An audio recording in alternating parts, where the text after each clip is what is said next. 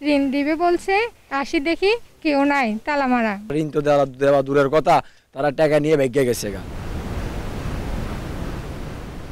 গত 25 জুন ফেনীর সোনাগাজী পৌরসভা চর গণেশ এলাকার হাওয়াই রোডের একটি বাড়িতে খোলা হয় ওপিডি সাপোর্ট প্রোগ্রাম নামে এক এনজিওর কার্যালয়।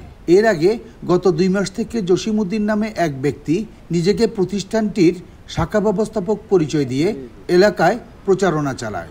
সহকর্মীদের সহযোগিতায় এলাকাবাসীকে নানা লোভনীয় অফারের নামে 28 জুন পর্যন্ত সংগ্রহ করা হয় আমানত। 1 জুলাই থেকে গ্রাহকদের আমানতের বিপরীতে ঋণ দেওয়া শুরু করার কথা থাকলেও 29 জুন রাতে পালিয়ে যায় জসিমউদ্দিন সহ তার 7 সহযোগী। এলাকাবাসীর অভিযোগ, প্রতিষ্ঠানটি মূলত দিনমজুর, জেলে, রিক্সা চালক ও প্রবাসীদের কাছ থেকে এই আমানত সংগ্রহ করেছিল। 2 মাসে 5 শতাধিক মানুষের কাছ থেকে প্রায় 3 কোটি টাকা আমানত সংগ্রহ করা হয়। টাকা খুইয়ে এখন দিশেহারা আমানতকারীরা। নগদের কাছে সব গ্রাহকই প্রিয়, তাই তো সারা দেশে ক্যাশ আউট চার্জ সবচেয়ে কম। আমাদেরকে সুযোগ সুবিধার কথা বলছে, লাখে 4,000 টাকা মানে ঋণ কিস্তি আসবে। জুলাইয়ের 1 তারিখে ঋণ দিবে বলছে, আসি দেখি কেউ নাই, তালা মারা।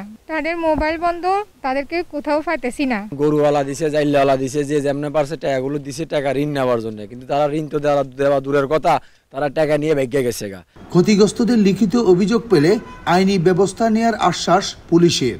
আমরা তথ্য পেয়েছি এবং আমরা কিছু ডকুমেন্টও সংগ্রহ করেছি। আমরা মৌখিকভাবে জেনেছি, লিখিত অভিযোগ পেলে আমরা আইনগত ব্যবস্থা গ্রহণ করব। এই ধরনের লেনদেনে মানুষকে আরও সতর্ক হওয়ার পরামর্শ উপজেলা প্রশাসনের। আমাদের অনুরোধ থাকবে পাবলিকদের, একটা এনজিওতে আপনি টাকা যখন ইনভেস্ট করবেন একটু যাচাই করবেন সেটা নিবন্ধিত কিনা। আর আরেকটা বিষয়, লোভটাকে একটু দমন করতে হবে। আমার কাছে মনে হয় যে এত গুরুত্বপূর্ণ নিজের টাকা, এটা যখন ইনভেস্ট করব অবশ্যই চিন্তা করব এই এনজিওটার অতীত রেপুটেশন কি। উপজেলা প্রশাসনের তথ্য মতে সোনাগাজীতে নিবন্ধিত মোট এনজিও সংখ্যা 24টি। বখতিয়ার মুন্না, সময় সংবাদ, ফেনী।